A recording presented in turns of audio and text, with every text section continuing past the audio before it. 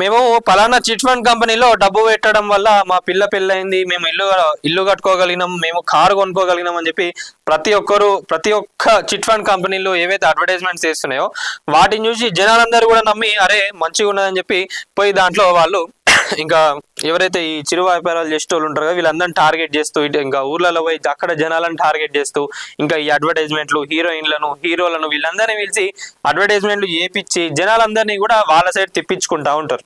తిప్పించుకొని ఏం చేస్తారు, వాళ్ళ దగ్గర నుంచి చిట్టీలు అని చెప్పి అవి అని చెప్పి అన్ని కట్టించుకున్నాక లాస్ట్కి ఏమైంది, మా కంపెనీ మొత్తం దివాలా తీసింది, మేము మొత్తం లాస్ అయిపోయినాం, పైసలన్నీ వేనే అని చెప్పి ఇక జనాలు కూడా బయట వాళ్ళకి ఇవ్వకుండా కంపెనీలకు ఇస్తే అధికారులు చూసుకుంటారు కదా అన్న ధైర్యంతో వీళ్ళందరూ పాపం తెలియక అమాయకులు కదా జనాలందరూ ఎప్పుడైనా కూడా అమాయకులు ఏం చేస్తారు, ఇట్లాంటి వాళ్ళందరూ వచ్చినప్పుడల్లా ఇక మోసం చేసేటోళ్ళు వచ్చినప్పుడల్లా మోసపోవడు పాపం జనాలందరికీ కూడా అలవాటు అయిపోయింది. ఏమైందంటే ఇక వాళ్ళందరూ పోయి డబ్బులన్నీ అలా పెడతా ఉన్నారు. తర్వాత వీళ్ళు దివాలా తీసిన అని చెప్తారు, ఇన్వెస్ట్మెంట్స్ చేస్తారు బయట దేశాలలో బయట రాష్ట్రాలలో ఆడ ఇన్వెస్ట్మెంట్స్ చేస్తారు.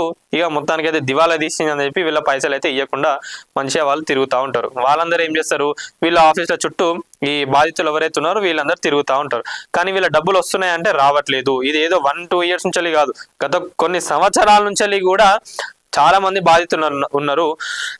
అసలు ఆ లెక్క ఏంది అనేది చూస్తే 10 లక్షల వరకు మంది కూడా బాధితులు ఉన్నారంట. చిట్ ఫండ్ కంపెనీలు ఏవైతే ఉన్నాయో తెలంగాణ రాష్ట్రం మొత్తంలో చిట్ ఫండ్లకు సంబంధించి వేల కోట్ల రూపాయలు జనాలకు రావాలంట.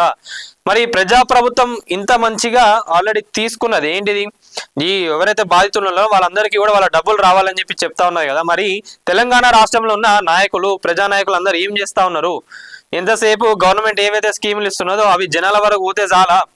మరి ఇంతమంది బాధితులు ఉన్నారు, 10 లక్షల మంది బాధితులకు నిజంగా వాళ్ళ పైసలు వాళ్ళకు రిటర్న్ ఇప్పిస్తే ఏదో గవర్నమెంట్ లో ఉన్న ఫండ్ తీసి ఏమనట్లేదు, వాళ్ళకి రావాల్సిన పైసలు ఏవైతే ఉన్నాయో వాళ్ళు సేవింగ్స్ చేసుకున్న పైసలు కష్టపడి సంపాదించిన సొమ్ము ఏదైతే ఉందో అది ఆ జనాలకు ఇచ్చేస్తే జీవితాంతం ప్రజాప్రభుత్వాన్ని గుర్తుపెట్టుకుంటారు కదా, కాంగ్రెస్ నాయకులను గుర్తుపెట్టుకుంటారు కదా. మీరు ఏదో చేయాల్సిన అవసరం లేదు, ఇది ఒక్కరు చేసుకున్నా కూడా తరతరాల వరకు వాళ్ళందరూ కూడా మీకు ఓట్లేసే అవకాశం ఉంటుంది.